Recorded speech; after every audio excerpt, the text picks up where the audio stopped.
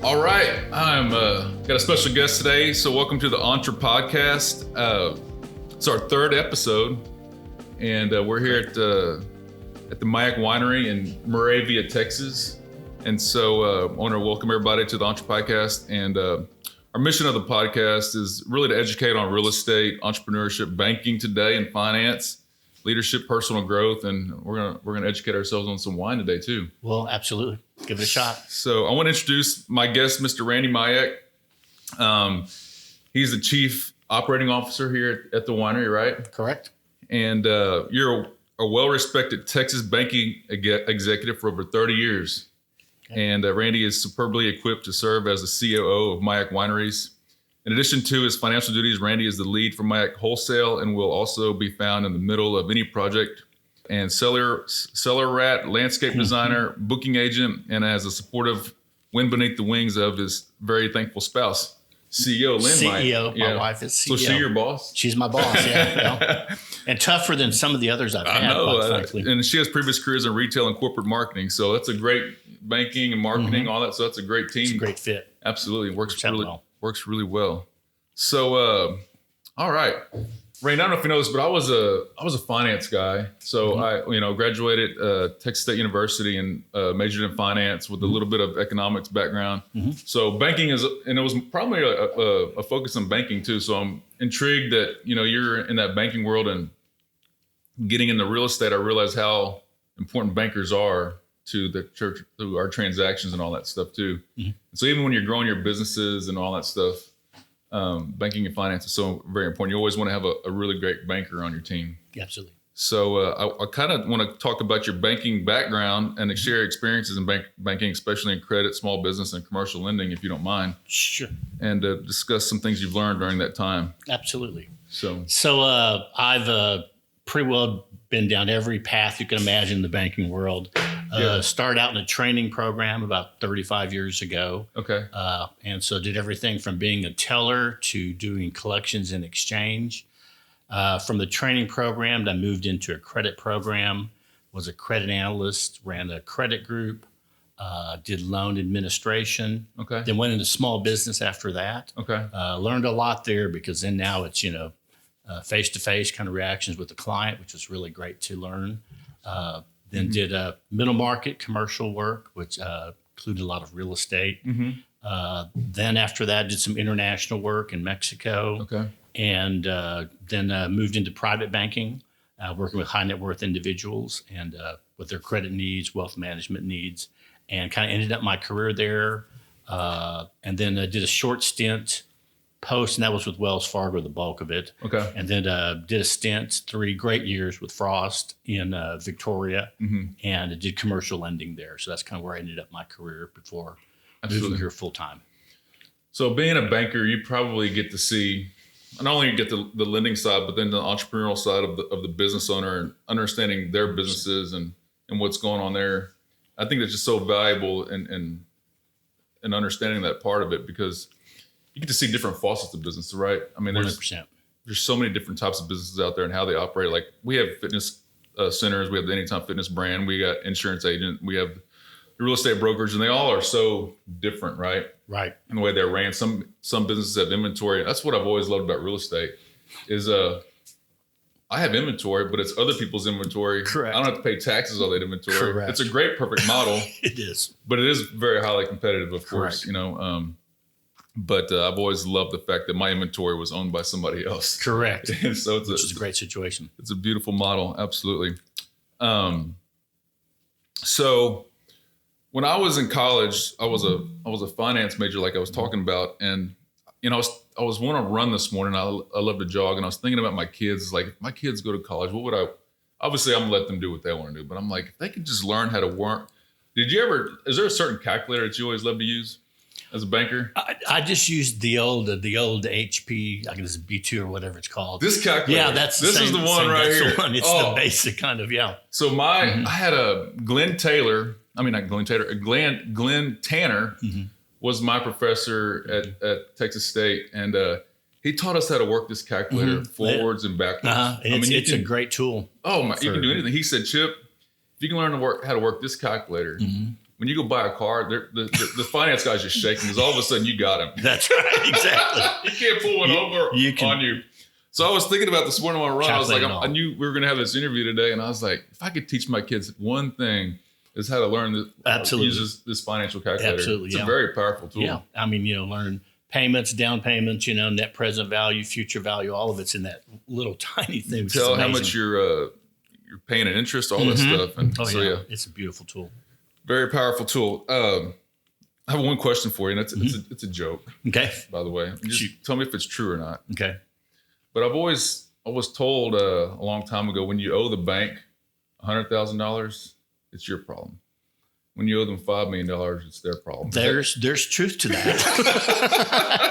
There's a certain amount of truth to that. That the bank's more likely to work with you the bigger the number is out there. I figured that you retired at bank and you would tell me the truth on that. There's truth to that. Yeah, okay. You definitely want to work with people that owe you a lot of money. So there's no doubt about it. There's truth to that. All right, so we got the truth there, guys. Yeah. All right. So got a little bit about your banking and background. And how, you did that for, you said, was it 30 years? Over 30 years. 30 years. 30 years of banking. Is there any good stories that we should maybe want to tell about, maybe if you're getting started, like let's say, I always thought, when you're first getting started in business or you're buying your first home or your first ranch, it can be kind of, you're nervous, right? Because you got to go talk to the banker. Is there anything as like, if you're the banker, what are you looking for in that clientele to bring you to make sure that you know that they're going to pay you back? But what are the things that you're looking for? That's a great question, Chip. I tell you, one thing is that people can't do enough homework. You can have a great idea, but really you've got to try to understand the finances and what's involved there. Whether it's real estate, a business opportunity, whatever it might be, you're really expecting that client to at least have some understanding of the finances, right? You can certainly lead them along and give them counsel, but you want them to have an understanding of that. A couple of things I think that I've learned in banking are kind of the challenges for the entrepreneur. One is obviously capital. Yeah. Anytime, whether it's a real estate deal or it's a business that you're starting, you can't have enough capital. Yeah. And if anything, many times, whether it's a real estate deal or a business or entrepreneurial venture, it's the lack of capital. Yeah. And what happens is it starts to hurt you really, really quick. If your sales are down 20%, what are you going to do? How are you going to prop up that business in the midst of that? Personal situation for us, COVID, we were shut down for a year as a winery. And so what are you going to do during that period of time? Do you have enough capital to carry you through? Same thing in real estate, right? Tenant leaves. Yeah. You have a difficult situation. What are you going to do in that period of time to keep that entity alive? So capital is a key issue that business owners really need to understand. The second thing is the relationship between revenue and expenses. And here's a great story. Dick Kovacevic, who was CEO of Wells Fargo for many years, great guy, very approachable. And one of the things he said, you can't save enough expenses to be profitable, right? He said, you've got to have revenue. So how are you going to grow your revenue as a business and over time? And as you grow your revenue, once again, the capital issue, you're going to outstrip your capital if you grow too fast. So the revenue issue is critical. You can't save your way into profitability, basically, right? Yeah. And the second thing, though, is also to have an understanding of the expense side. And one of the things that my dad said to me, which is so simple, he said, if you make $1 million a year and you spend $1.1 million, guess what? You're bankrupt, right? Yeah. So it's really important to have both those sides in check and to explain that to the banker. What's the revenue side? How are you going to grow your revenues? And on the expense side, how are you going to control expenses? Do you have a handle on what the true costs are of running this business? So I think, the capital issue and understanding revenue and expenses are absolutely critical for any business. And sometimes the young entrepreneur may have an absolutely fantastic idea, but how are you going to put that on paper? Yeah, you're so right. You can't. And another thing is when you're going on an adventure, you got to make sure you're getting enough money to get that thing off the ground running. You don't want to run out of money, right? 100%. I'm going to tell you a quick story. So when we opened up our gym in Yoakum back in 2017, I went through the SBA. what year was Trump in? That was 2019, this first term. And anyways, I did an SBA loan, and I was building our home. I was about to start construction on our home at the same time. And government shut down. I was doing like a $400,000 loan with SBA. So I had money saved for our home, building this gym, and the government shut down. And I don't know how long they're going to be shut down. Right. And I'm going to a conference with my wife. I'm on the plane, and we're flying to Kentucky. And I'm just like, I'm in the bad place, right? Because I'm worried about this. We're literally on Monday, they're about to pour the slab on our house we're about to build. And we were building in town. My wife, she kept telling me, Chip, we didn't move to Schulenburg to live in town. I really want to live out in the country. So anyways, I was reading Gary Keller's book. He owns Keller Williams, whatever. But he wrote a book called One Thing. And he says in the one thing, I'm rereading this book, but he says, what's the one thing you can do? And if so, by doing it would make your life so much easier and less stressful. And I said, don't build that house. And we landed the plane in Kentucky, and I called my builder, Don Lincoln. I said, Don, I don't know how to tell you this, but don't pour that slab on Monday. Wow. And it's a bold you want to talk about the pressure just unleashed. And, I'm so thankful that I did that because. But that's a tough decision. It's a tough decision. Boy, no kidding. But it was a powerful question to ask yourself. And so if you're listening to that today and you're like, what's the one thing I can do? And if somebody doing it would relieve all the stress and pressure in my life. That was the one thing that I did, and it changed my life. But if I wouldn't have done that, I would have ran out of money, and so because they didn't open back up till like February that year, and so I would have been in a bad situation. Another thing I just remembered too for the young entrepreneur who are getting in front of the baker, honesty is absolutely critical. Yeah, I mean, no matter what the financial resources are, you're looking to the character of that individual. So integrity is really important. So when you sit in front of that banker, honesty is absolutely critical. So I'll tell you just a quick side story. Yeah. So early on in my banking career, there was a guy named Brad Sledge who was president of the bank. And I was a young banker, small business. And I had this one client. It was just so hard to get my handle on his finances. And I was a credit guy, right? Yeah. I just couldn't figure out, okay, where is that money coming from? How is he paying these debts? What's he doing? And so Brad said, well, let's meet with this guy. And Brad was really great about just kind of diffusing someone, just getting them very, talkative and, not turning them to someone who's defensive, but just making them, talkative. Getting them to open up. Yeah. Exactly. And so Brad says, we sit in front of this guy. And so Brad says, I'm trying to figure out to see where your tax returns are and I see where your financial statements are. And I can't get these two things to match. And here are some things that are off. And he went to present it to the guy. And the guy said, well, it's the IRS, so I'm not going to tell them everything from a tax perspective, right? Yeah. So I'm going to underplay my taxes.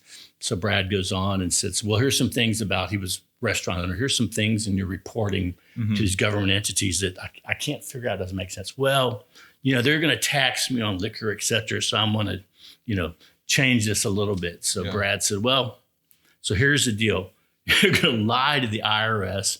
You're going to lie to TTB and TABC, but you'll always be honest with me, right? Yeah. And so Brad said, well, that's it. We're done. And so it's about integrity, and so that's really important to be really honest with your banker because as you said, Chip, you're establishing a relationship, right? And it's going to be long-term. No one wants, it's not transactional, and that's the other thing I tell people is look for someone you're going to establish a relationship with for the long haul, a banker you trust and that you feel really good about. Because it's a long-term, a long haul. So that's really, really critical. So before we move on, because I want to obviously get into the vineyard while we're really here today. Sure. But one of the questions I've ran into, I've had mentors throughout my life, and they said, Chip, it's always, like you said, always really great to have a relationship with the banker, but you always want to have another one that's lined up just in case things don't go like you need them to. I've got a situation where I've outgrown my banker or I've grown too fast. They're like, Chip, listen, you've been great. You pay on time. We got you from this here to here and you're still going. But hey, they didn't say we're getting, what did he tell me? He said, Chip, how did he put it? He said, we're not getting divorced, but we need to take a break. Right. We need to slow down. We're going to take a break. Yeah. But I wasn't ready to take a break. Right, exactly. or you might be in an industry that at one time they were really hungry for and they loved it. Yeah. But now they're saying, we got too much exposure to that industry. Let's not increase, our exposure to that industry. And that's not your fault or their fault. Right. But they're making a business decision. And to your point, you're left out. Right. Got it. And so I had to get in a situation where I had to go find another bank at that time. And then I did find another bank. And then the same thing happened like a few years later. It kind of like, hey, we're going to shut you off. And then I got to a point where like I needed more money to grow. So I had to go find another banker. And so it's just one of those things where like, the banking relationship's always, and you get such a great relationship going. And then sometimes you get to that point where you outgrow them and all that stuff. Right. But that's absolutely right. And I think to your point, you always want to have, it's the same thing with vendors or suppliers in business, right? You might have someone that you really is a great supplier, provides a great product at a great price, but you need to have other options out there because things change and you may have to move. So absolutely 100% for bankers as well. And I've always seen the bankers want the deposits too, right? So every time you commit to this banker and you commit to bring your deposits, and then as soon as you have to go somewhere else, of course that banker wants your deposits too. So that's how it works. Yeah. Unfortunately, that's how it works. Yeah. Absolutely. Anyways, I don't know, we can go into a lot of other things, but like one other thing too is, money is there's good debt and there's bad debt, right? Correct. And so good debt makes you money, bad debt, you buy doodah, it's liabilities, right? I think a lot of people think that your car is an asset when it's really a liability. Correct. Right? Correct. So I always try to only use debt for things that spit off cash flow, right? 100%. And that's where I think some of these, there's, a lot of Facebook real estate people, right? It's like maximize debt, put zero down, don't put any capital into your deal, right? And just leverage, the heck out of yourself. Well, I look at our own situation with the winery when COVID hit, right? If we had been heavily leveraged, if we had a lot of long-term debt, we would have been sunk because we couldn't service it, right? And but we didn't. And you're right, there is good debt, and debt that frees up cash flow is basically what you want. Or if debt is cheap, right? If debt is cheaper than capital, then grab onto that debt and utilize it. You absolutely should. But to your point, you want to have enough to service cash flow or to help you grow cash flow, but not to have so much that if things went south, you would really be stifled. That's exactly the approach. And before we move on, if you're listening to this and you're an entrepreneur and you're building a business or you're building whatever, what I've learned on building the gym side is, and I've learned, and it was learning from previous gyms, but now that I've learned my lesson, but you'll do these tenant improvements, right? You'll buy equipment and you'll pay a price for the gym. You'll pay a price for that asset. And it's like, okay, if I can amortize the heck out of this thing, I can make it work, right? So I can prolong the amortization. I can cash flow. But what I didn't realize is I should have paid less, amortized it low. I forced the deal instead of negotiating a better deal, because what happens is, you can amortize the heck out of it.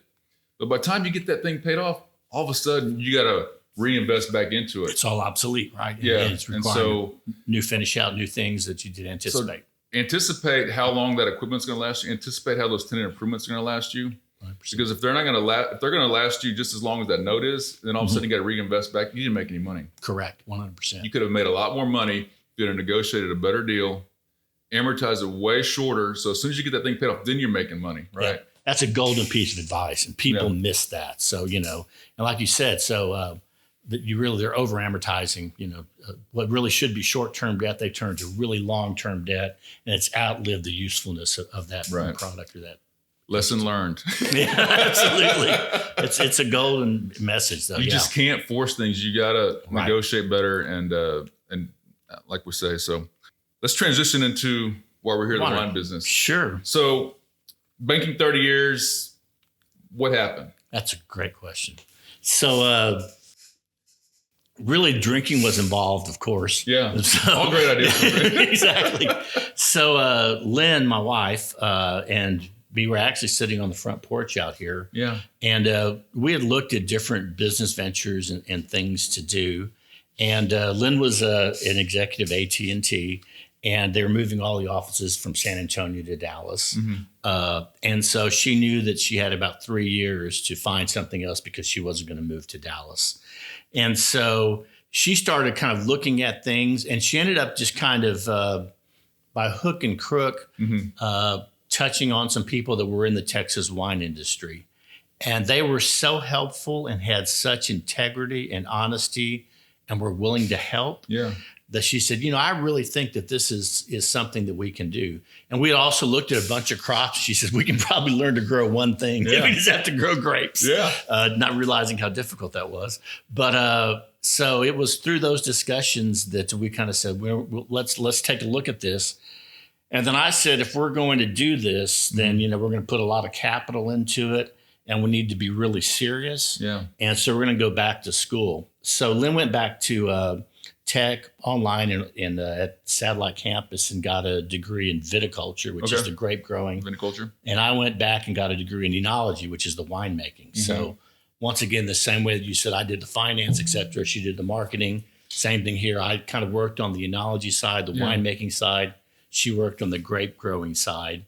And that's how we got started. And it started really with just the two of us. I mean, early on, we did everything. We had people that helped us to plant, but we had volunteers that helped us to harvest. We did the crush ourselves with just a hand crusher, filling up bottles ourselves, a really simple bottling unit. And it was just Lynne and I that basically, we, with a couple of friends, would do the crush. We'd do the bottling. We ran the tasting room every weekend. We drive up from San Antonio before we lived out here. Yeah. And so we just did it all ourselves. Now, we have staff and other things, but, it's taken 10 years to get there, or almost 11 years now.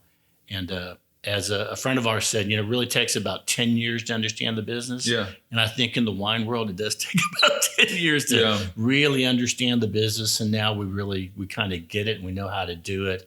And plus, you have some great support and third-party people that give us a lot of help. So it's been good. Awesome. So if you're listening to today, which you are because you're listening, so we're in Moravia, Texas.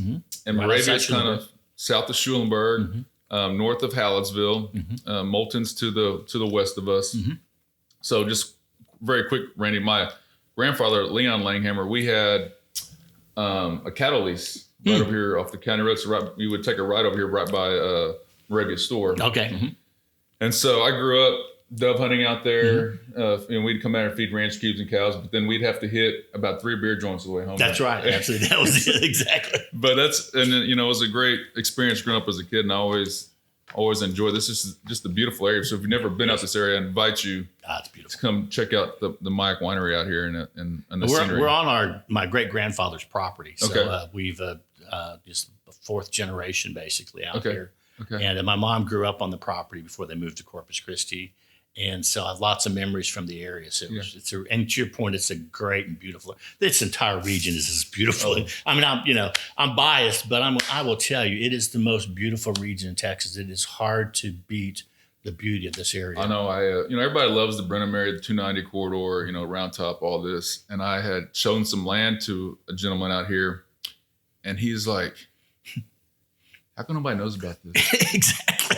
And he's like, this is way more prettier. He said it's way more beautiful. And he said, you hope not too many people find out about it. Yeah, exactly. They'll love it to death. So we have friends from the hill country that come out here, the wine people, whatever, they're friends of ours, and they'll come out here and they're like, they're just blown away. They say, my God, this is just absolutely beautiful. Yeah. And no one knows about it. God's country, right? It is God's country. It's beautiful. Absolutely. You talked about it takes 10 years to become an expert in the wine industry. And most of the time they say it takes 5 years, to become an expert. I guess maybe 5 years to become an expert, then probably after that, then you can start building something great, right? This is a bit more challenging, though, than traditional businesses. And you don't know it until you get into it. And, this is one of the few industries that you have agricultural risk, you have marketing risk, and you have production risk, right? Yeah. So agriculture risk, it's an agriculture product. It's grapes, right? Right. And so even though we grow some grapes here, we buy grape growers in the area, we buy a little bit from the hill country, buy a lot from the high plains. That's where the bulk of grapes are grown in Texas. Yeah. But there's agricultural risk. You have hailstorms up in the high plains. You have high freezes up there, bad weather, those sorts of things impact the crop or the product, right? Yeah. So it impacts the price that you're going to pay for that product down the road. So you've got all that agricultural risk that you have to learn to play with and mitigate, understand contracts, how grape contracts work. So that's one part of the business. It's complicated. Then you've got production risk, right? Because you take that grape and you crush it. And so, it's funny because around here, a lot of people do, homemade wine. Yeah. And so they realize how difficult can it be? Well, if you got a 5-gallon jug, you can fix it pretty easy, right? Yeah, with sugar. But you get, a 500 gallons of wine, it's a totally different thing. It's, it's a little... it's sort of like a rowboat versus a big ship, right? So steering that big ship is really, really tough. So I knew enough to be dangerous with my degree in enology when we were first making things, but I would get on the phone with other Texas winemakers. Hey, this is happening in this tank. Yeah. What do I do? How do I handle that? But now we've grown to the point that we have a professional winemaker, a guy named Tim Drake, who's done a great job for us. And he's well-renowned in Texas. And so we work with Tim, and so Tim handles all that. And so there's all that production risk that things can go south. And then finally, there's market risk, right? Because the really challenging part of the wine business is that the product that you're making today is going to be sold a year to 2 years from now, right? Mm-hmm. So you're trying to make decisions on what that consumer wants, right? Mm-hmm. And so you could miss it. So maybe the consumer base in Texas loves Tempranillo, right? Yeah. You see, wow, this is going to be growing.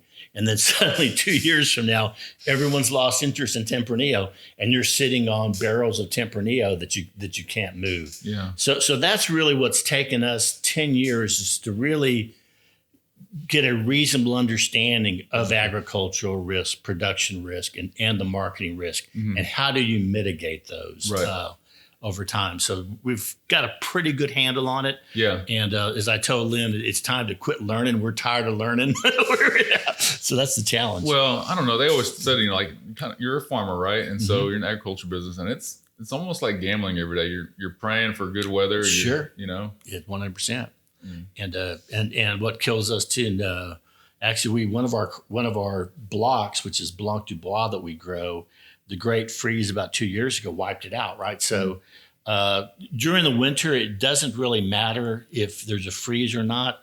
But once bud break starts around March, if you get a late freeze, it'll devastate your crop. Yeah. If it's a heavy late freeze, it'll kill off the vines. So that's part of you're right, farming risk. That's part of it, agriculture risk.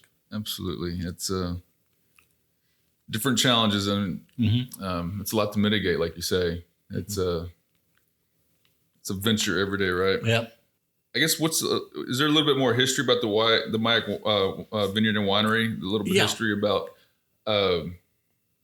this area and how. That's a great question. One of the interesting things is as you know for a fact, there's lots of homemade winemakers here. Yeah, and they love sweet wine. They love sweet wines. Yeah, and part of it is because the Mustang grape, the wild grape, right. That's out here. That's what people are used to is the wild grape. It's really interesting. We did a little bit of kind of a historical study, and my great grandfather made wine out here because he made it in the Czech Republic. Okay. So a lot of the Czechs and the Germans made wine when they came into this area because they had done it in their homeland.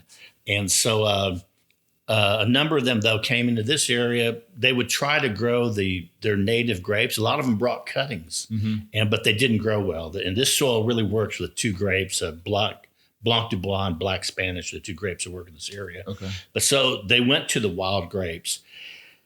The challenge of the wild grape is that it's different every year. Some year you might not have a harvest. Next year you have a harvest. One year it's pretty good fruit and you got a little sugar to it. Yeah. The next time it's just totally acidic, right? So you just have to sugar it up. Okay. And so that's what really happened with the kind of sugary taste is that so much of these homemade wines that they're familiar with were just sugared up because the harvest was not that good. Gotcha. So they couldn't get a great dry red. They just had to sugar it up, and that's what they became familiar with. And I would say, to your point, And part of it is because, I would say initially our market niche was probably 50% local and 50%, out of our area. Yeah. And now it's probably 20% local and 80% Austin, Houston, San Antonio, Victoria. That's the bulk of the client that's coming through today. So it's changed the dynamic. And is it, I guess over time, it's just they found out about y'all, different places and all this? I think, people are discovering the area, not just us, right? They're discovering the real estate. They're discovering, man, this is a beautiful area. Yeah. And it was that hidden gem that's kind of being discovered. Yeah. And now they're finding out about the wineries. They're finding out about the painted churches. They're finding out about the lifestyle here. And so lots of people say, I want to be a part of that. Yeah. And are either moving in the area or trying to find a way to get into the area. It's really growing. Yeah. So. And there's other wineries around here too. And so, there's a wine trail that we have here. What's it called? We have the Texas Independence Wine Trail. There's, I think, 7 or 8 wineries now that are part of it. And that's beautiful as well, as, that they're, you can come here for a weekend and there's several wineries that you can visit. Yeah. There are distilleries in the area. There's, of course, the brewery, Shiner Brewery. Yeah.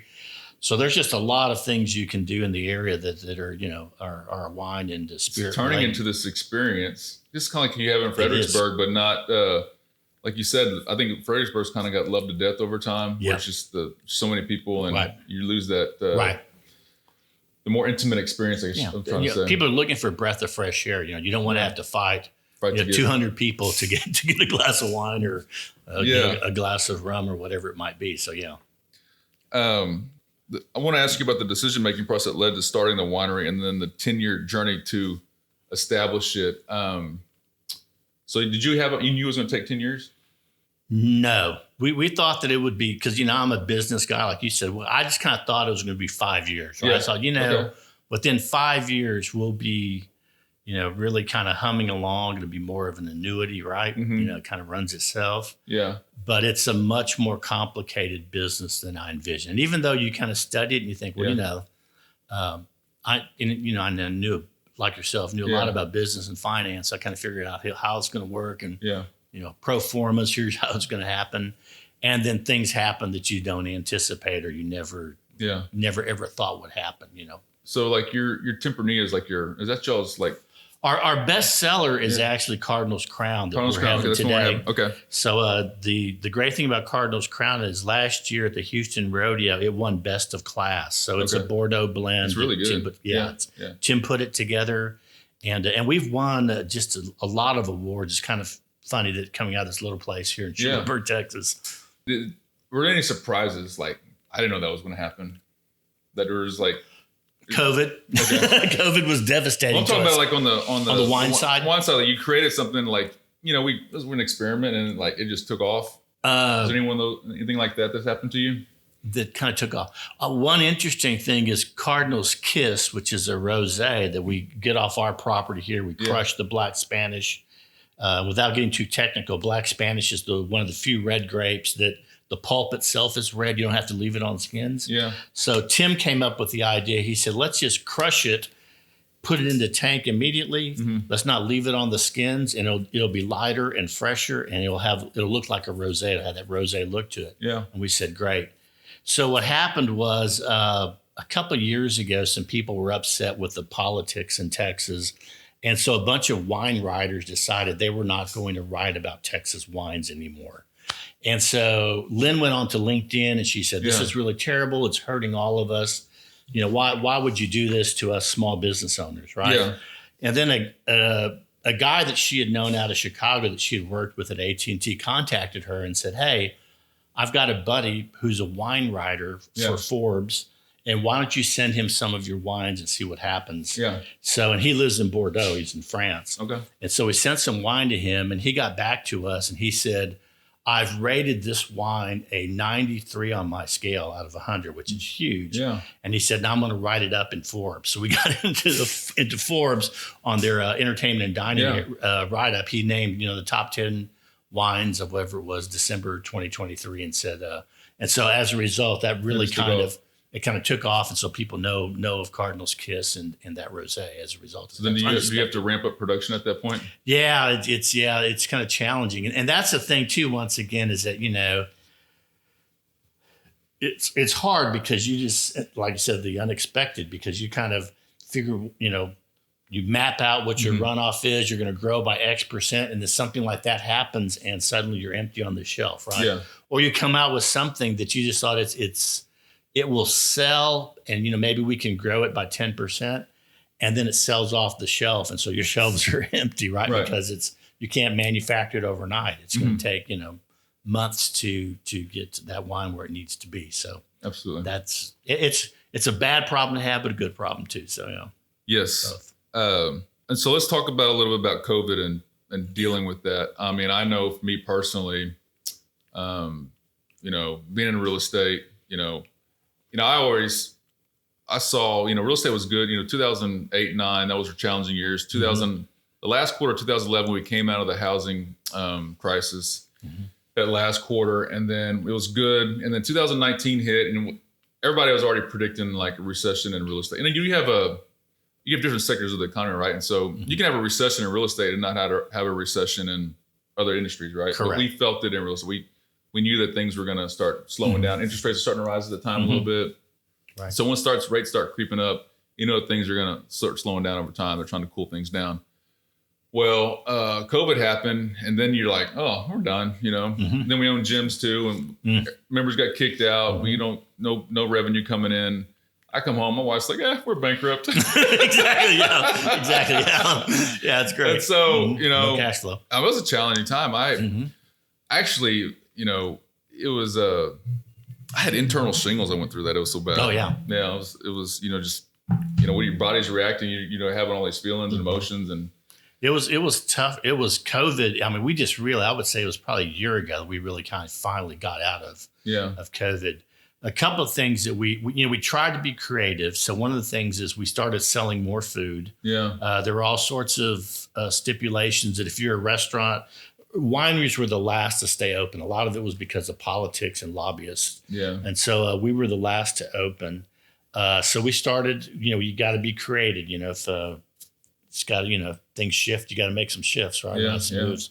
So we kind of started selling food, and we've continued that. It's been a great part of the business, quite frankly. So we started the food thing. One of the things we did just to be right is that we kind of honored all contracts that we had. Yeah. Now think about it later. Maybe we shouldn't have.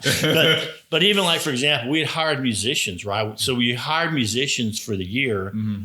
All these musicians were out of work for that year. Yeah. And so we still paid them. So even though if they would do something online for us or do, a Facebook performance or do it whatever they wanted to do, right, we still paid them because they had no way to eat. Some of these were full-time musicians. And so we said, we just got to help these people. They're in a tough situation. Yeah. And so it was really, really challenging. But what it showed you and showed us is, man, that's probably as bad as it's going to get. Yeah. It's hard to imagine things being much worse as when everything is shut down. So, it's kind of, if you survive that, you can pretty much survive. It made us real resilient, right? Yeah, 100%. I know. And then your kids live through it, and it's we're teaching them from home, having classrooms at home, and you just got to make a shift. We shifted fast. You had to.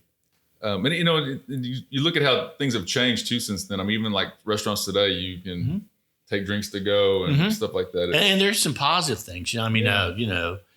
Wineries in the past, direct to consumer and online ordering were just such a small part of the business. But now it's a much bigger part. People started ordering online when everything happened. And for us, our direct consumer business is kind of the next thing we're really working on growing because it's kind of taken off and it's given us a new element or avenue, that we didn't have before. So we talked about the agriculture, production, marketing risk involved in the wine business. Is there any insights on the future of the wine industry? Good question. Like you said, we talked. I think you and I talked the other day. We had lunch. We talked a little bit about Fredericksburg and how I think they're feeling a pinch a little bit just because the consumer is kind of tapped out right now. There's not as much money to spend, and so their revenues have kind of fallen off a little bit. Do you?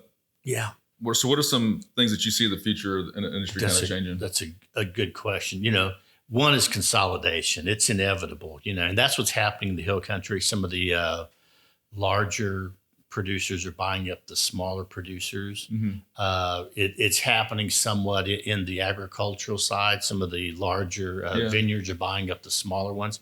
Happening a lot in California, but it's starting to hit Texas now. So you're seeing these larger entities are buying up the smaller mom and pop entities. Probably they're over leveraged, like we talked about. A lot, they couldn't survive, right? Yeah. So that's what exactly to your point, Chip, is that they're over leveraged. They're in tough situation. Yeah. And so, your options, if you're over leveraged, are, you either shut down or you find, new investors or new partners, or you got to sell to somebody. That's really what happens. So there's a lot of that happening in the industry. There's some consolidation.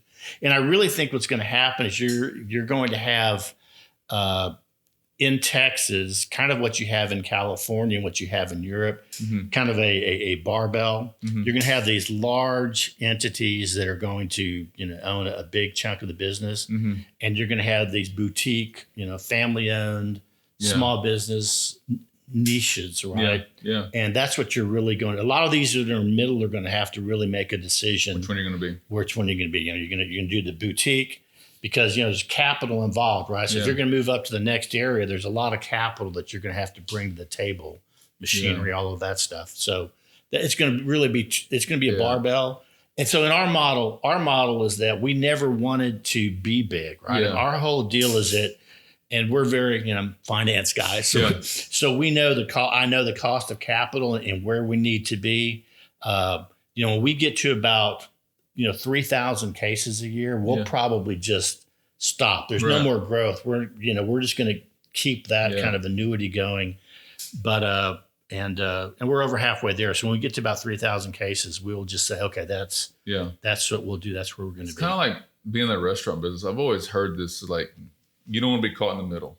You don't want to be stuck between the cheapest and the expensive. When you're stuck in the middle, you're kind of lost. So you either want to be really expensive on your food or be cheap as all get out. That's right. And you don't want to be stuck there in the middle. It's exactly the same thing. Absolutely. And it's like, in real estate, right? I mean, you find your niche, right? You're either saying, I'm going to carve out these sorts of properties. I'm really good at moving, or, or the same thing if you're owning properties, this is going to be what I'm looking for, And from my banking experience, the most successful people in real estate were those who understand their niche, right? Yeah. Either, I'm going to, have a Section 8 house, whatever it might be, right? They're be good at it. But be good at it and to find that niche. And it's to your point, you can't be all things to all people. And you got to find that in the business. If you try to be everything to everybody, become nobody to anybody. Right. Exactly, 100%. Spot on. Absolutely right. What about your suppliers and trends towards consolidation? So we talked about that. So talk about your suppliers and what that looks like. Yeah. As far as being a boutique versus the big boys, I guess. Actually, in some ways, it's a disadvantage. In some ways, it's an advantage. It's a disadvantage when it comes to, for example, purchasing bottles, purchasing corks and those sorts of things, because you can't get the discounting you did. If I buy, 2,000 bottles, I'm paying X. If I was buying 20,000 bottles, then my cost per bottle is down substantially, right? So that's a bit of the challenge of being the smaller guy. The advantage, there are a couple advantages. One is that, being a boutique, your price point can be higher. You're going to be more actively involved in that wine and in the flavor of that wine and what happens. You're not mass producing it. So you've got that boutique element.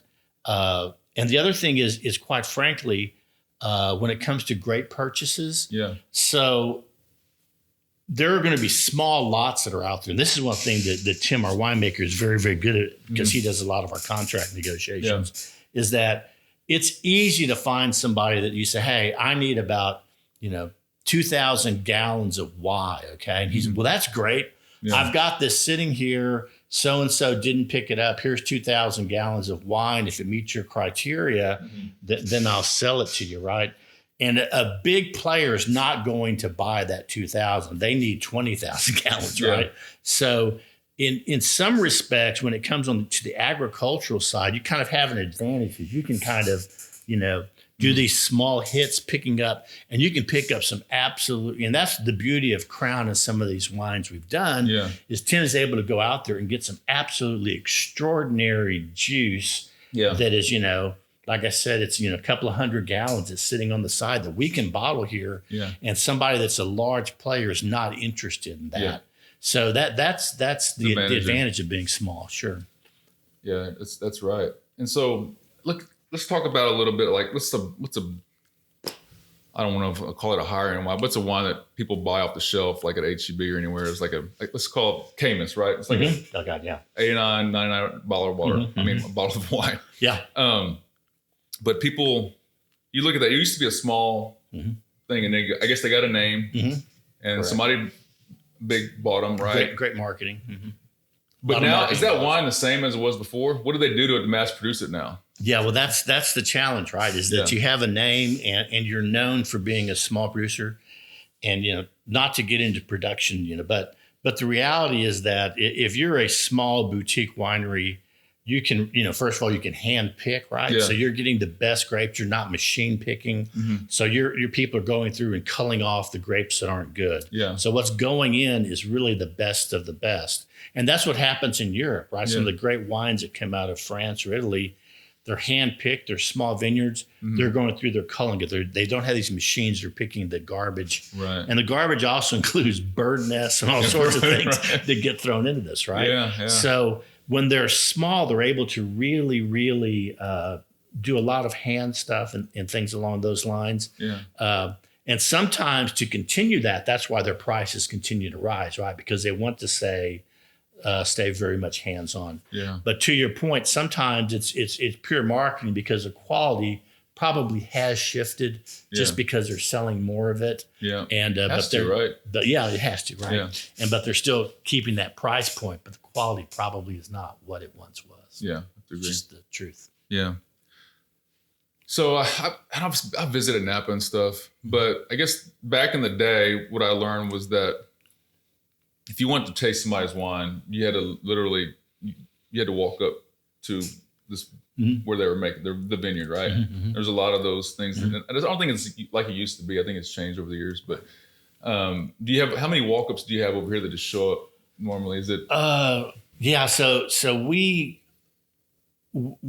promote reservations. We love reservations, but we'll take walk-ups all day long. So people that come in, and if there's an event or things or the place is filled, right?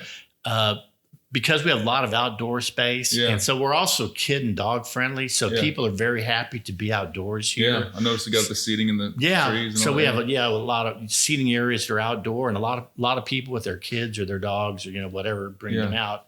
And so it's easy for us. So we definitely accept walk-in traffic, and people are patient. If we're filled up on the indoors, like I said, they'll be happy to sit outside. So it works out well. Yeah, we prefer reservations, but you don't have to have them. I know we did a corporate outing here. What is that? 4 months ago? Yeah, it was awesome. That's a great time. So if you're, own a company or a business or just want a great time, it's a great place to come in. And we're getting a lot more of that. We've had HEB, we've had a host of other companies and to your point, it's a great central area. We've had people from, I think it was General Electric, their medical group. Yeah. Because we're right between Houston and San Antonio and Austin. We're just like a great central point. And so on the corporate side, it's a great venue for gathering your people. So if you've never been out here, they have what they call the Friendship Bridge. So you drive in this windy road and you cross the Friendship Bridge. How'd you come up with that name? That's a great question. So that low water crossing, before we built that bridge, when it rained heavily, it would fill up. And so people would be stuck here. Oh, wow. And so we said that the people that were stuck here became our best friends. And so once we built the bridge, we kind of dedicated it to them, those that had stuck here. That's a great story. In the midst of all of those heavy rains. And, I guess if you're stuck any place, being stuck at a winery is not so bad. That's not it could be worse. Deal. Could be worse, like you say. Absolutely. So how many different wines you'll have? You'll have... I think now we have 1, 2, 3, 4, 5, 6, probably eight different wines. Everything from sweet to dry. Okay. Our portfolio at first was kind of a mixture of sweet and dry. Over time, our dry sales have increased primarily because I said it's a larger market. Now we're getting a lot of Houston. You're getting different people. Correct. The locals probably like the more sweet wine. Correct. And but we offer, dry and sweet reds and whites. And so, but the bulk of our portfolio now is primarily dry red. Okay. And that's what we're selling the most of as well. So that's kind of how it works. Is this considered a dry? This is a dry red. Yeah. Cardinal's Crown. And that's a Bordeaux blend. So it's a series of grapes that are combined, that Tim put together. And, it's our best seller, and it's award winning, and it's really done well for us. When are you going to have a taste? Right now. Good hand. I feel lonely over here. Mm-hmm. Yeah. So it's my favorite. Having wine is it's a great conversation. It is. It's an experience, right? I mean, unlike anything else, wine is about experience. So I'm gonna get real relaxed. Mm-hmm. Yeah, exactly. But it is. It's the experience, right? It's sharing conversation, sharing food. That's like, for example, in France, and we spent some time in France. It's in France, you would rarely have wine without. It's wine and food, right? That is kind of, and part of it is also the experience, right? It's spending time with family or friends to share that glass, to share conversation, to share time together. That's the beauty of wine that I think pulls people together. You're absolutely right. So is there, banking 30 years now? How many years you been doing this? Now at least 10, right? Yeah. So we'll be 11 years in March. Okay. Do you have what's your legacy plan? What do you see in the future? That's a great question. We're looking at different options. One is that, and I may have been overstepping. No, it's totally fine. That's totally fine. No, we've had a number of conversations about this. We have a daughter. If she determines that she has an interest in it, then we would pass it. Great. That's always great. We'd pass it on to her. We always want that, but we can't force it, right? We have also considered putting it into a charitable trust. Yeah. And so we would have a third party that basically runs it, and the profitability would go into charities. So that's the other option. She's not interested, then chances are we're most likely to put it into a charitable trust. So that's kind of our second option. Very good. So I just want a little bit of history about Randy, why I like him so much is not only is it great to know how he owns a winery, but I don't know. I think you reached out to me once before, and we had lunch. I think I just wanted, to get to know each other and pick brains. And I realized that, you're a personal growth guy. I just always continue learning, wanting to grow. Oh, yeah, critical. Talk about different books we read and stuff, and just having that growth mindset. Mm-hmm. And so, a lot of similarities in that. That's critical, and that's what I think. People say, what attracts you to people, or, who are your friends? And that's critical to me. I mean, I really want people that are continuing to grow and continue to learn, because that helps me, right? Because through osmosis, you can, grab those ideas and engage in that personal growth. They always say you're the average of the people you hang around the most. So always try to hang around somebody that's growth oriented, trying to get better. And 100%. I agree 100%. That's really, really critical. And I didn't realize, but are you Catholic? Mm-hmm. Yeah. Okay. Because for whatever reason, I never know that till the other day I was in church and you sat behind me. Okay. I think it was a holiday of obligation. Yeah. So you're forced to go, maybe. Yeah, that's right. Exactly. And there was, I went to Catholic schools, actually, even into college. So, okay. But, and that was a big part of my background too. And it taught me a lot about discipline and drive and integrity, right? I'm far from perfect, Lord knows. Yeah. We all are. But, the role of integrity. And that's the thing about, as you know, in business, going back to our earlier discussion about, small business ownership. And, if you've lost your integrity, you've lost everything, right? Yeah. So it is just absolutely critical to maintain that. It takes years to build, and it takes 1 second to destroy. 100%. That's spot on. You nailed it. And so it's so important to make good decisions every day, and even though we make bad ones sometimes, one bad one can really mess it up. So. Absolutely. And sometimes you have to make hard decisions too, which is never easy. That's when I really resort to prayer, spiritual life, is when I make those tough decisions. Give me some guidance here. Sure. God's always the best business partner you can have, and involving him in those decisions makes it a lot easier. 100%. That's helpful to me. I have to remind myself sometimes that especially when you try to put it all on yourself, and you're like, with him it's a lot easier. You can't. So, is there anything you else you want to share today that we think we should know? No, I think that we covered a lot. And thank you for doing this, and thank you for all you do in the community. It's really important. You guys are truly engaged. Your entire team is really engaged in the community, and I really appreciate that, both on the business side and on the charitable side. And you guys are great supporters of the community, and we're really thankful for that. And same deal, we all make it work, right? Mm-hmm. And like having this venue in our community, it's we did a podcast with Gary May the other day, and we talked about small town attractions. This is just another thing in our tool belt to get people to come to our community and 100% and be be and spend money and make commerce go around. That's right, absolutely, yeah. And create those opportunities to have fun and those experiences, right? They always say people, we're selling experiences today more than anything. 100%. We have to create great experiences for people, and this is one way to have a great experience in our community. 100%, absolutely. And you have a VRBO here too, right? We do, yeah. We have an Airbnb. I don't want to forget about that. Have Airbnb. It's called the Sanctuary. Okay. Where's it located? Is it close? It's right here. It's right across from us. It's we own the property that's right across the road. Okay. And it's walking distance to the winery, so someone stays, they can walk over here and have food and drink, and then walk back to their place, and don't have to drive anywhere. So it's all good. So that's another great. And there are lots of. I would tell you the great things. We have a lot of great Airbnbs in the area. We do. We are just really fortunate. I've had lots of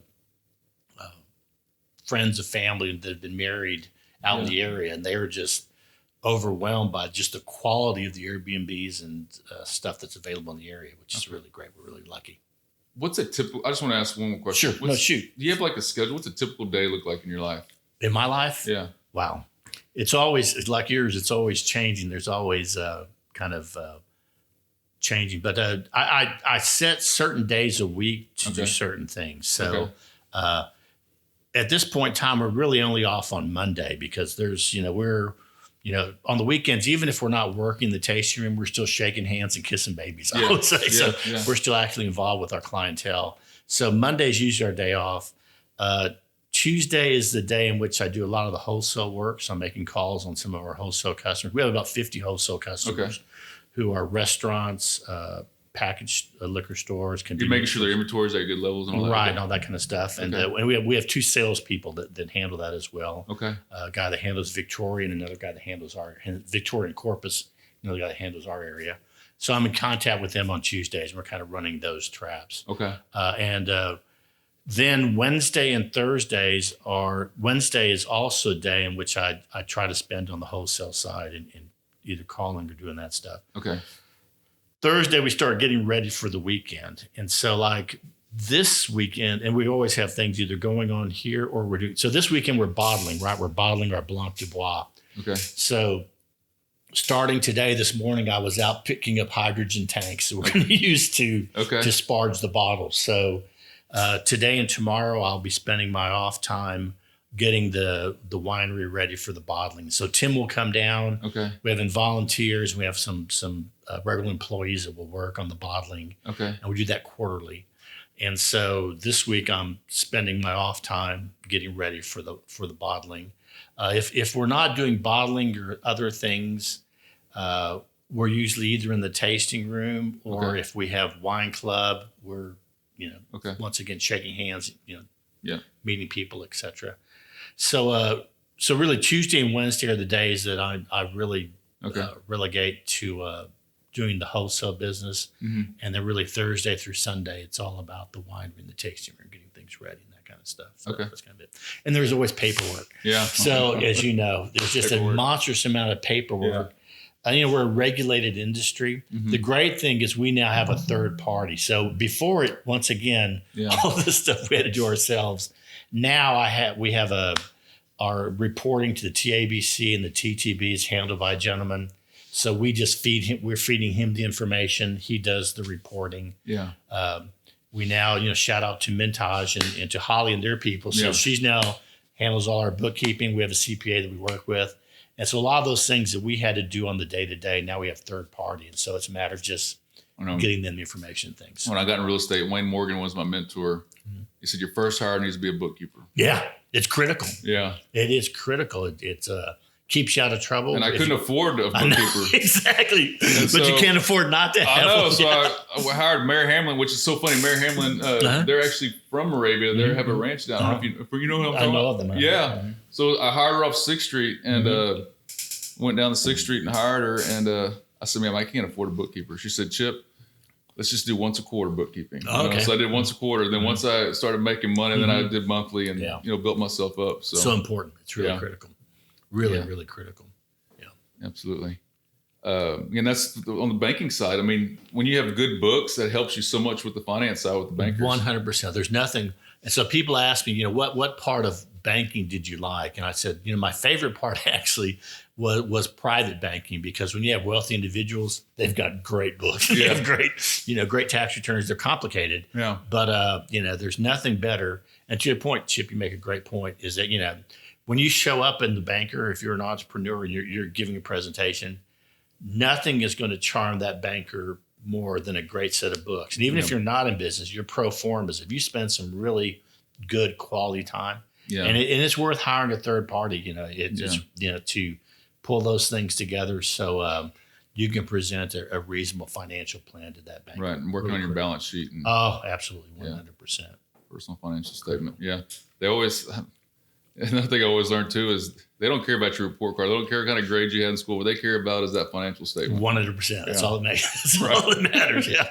No, they don't care. They don't care. They don't ask you what kind of grades you made in school. No, they don't care. It means nothing. Yeah. No doubt about it. So, is there anything you're reading right now?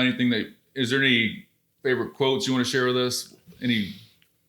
That's a great question. I'm throwing you on the spot. You are. In fact, you were the one that recommended, what is it about the CEO, things that the CEO... Oh, the 3 things the CEO does? And I just read that recently. That is a great book because it really focuses you on 3 things. Yeah. 3 things. People, culture, and numbers. Numbers, yeah. And so that's and what happens, I think, in business, is you get distracted, right? And so, but that is the core, right? Those are the issues that you really have to focus on. Yeah. And that was a great book. That was a great recommendation on your part. And I've tried to live out the people, culture, and numbers. I've always, I was listening to something the other day, kind of going off on a tangent here, but, he said, you should wake up every day and know what's the number one thing you need to be focused on, and I've always just focused on income producing activities. If it doesn't make money, I don't want to do it. I want to drive revenue, but on the back end, you need to focus on like me, I'm really a salesman at heart. Sure. Yeah. And that's what I'm just built that way. I like people. I love to drive revenue. But then as your organization grows, you realize, oh, wow, there's all these people I need to take care of too. So not only I'm driving revenue, but I need to also have staff that I need to love on and care for. Sure. 100%. So that's where you got to find great people to help you out with that too. You have HR and it just grows. And plate spinning. Yeah, I got to keep those plates spinning. I certainly understand. And the number part too, So. And that's absolutely true. And you get involved in the other things, and sometimes you would think as a banker I'd have that in the back of my head. No, I get involved in all the other stuff, and then that part falls to the wayside, and it's like I get back to that and get that going again. So awesome. 100%. Good stuff today. Great stuff. And thank you for I know you're busy. And I want to thank you for your time. You're welcome. Thank you. And cheers to Majek Winery. Chin chin. We're going to put these in the show notes. So Entre Podcast will put the show notes in how to find Majek Winery. You can follow us on Spotify, on Apple Podcasts. We'll be on YouTube. Awesome. And our producer, Ryan, over here, who does a wonderful job. Got to give a shout out to Ryan Allen. Great job, Thank you, Ryan. Good job. He's the one that makes this all happen. Where else are we at, Ryan? I think I hit all the spots, right? Entre.real estate everywhere. Okay, Entre.real estate. So go to Entre.real estate and you'll find all the links. Perfect. That's fantastic. And how do we find you? MajekVineyard.com. So Majek Vineyard. So it's Majek. Yep. There, as we say, so some people would call us magic, and we say there is magic in every bottle. So that's you can tell when they're not a bohemian. They don't say it right. Yeah, that's right. Exactly. So. That's all good. Very good. Yeah. Thanks for all, and also once again, Chip, thanks for all that you do for the business community in our area. We really appreciate it. Thank you. Do what I can. God bless y'all. Thank y'all for listening, and we'll see you soon. All good. Thanks. Thank you, sir. Boy, we got kind of long-winded there. I mean,